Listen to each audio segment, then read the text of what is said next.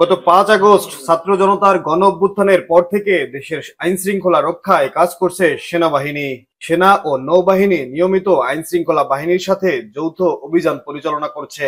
ইতিমধ্যে সাবেক মন্ত্রী, এমপি ও আওয়ামী লীগের অনেক নেতাকে আটক করে আইনি ব্যবস্থা নিয়েছে তারা। এবার জানা গেল কতদিন মাঠে থাকবে সেনাবাহিনী।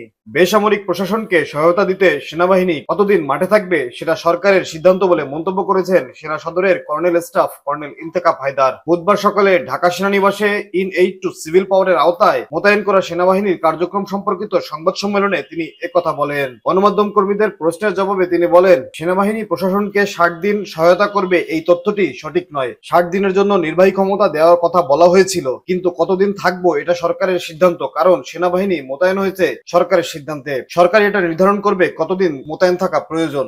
বশির হোসেন, খুলনা গেজেট।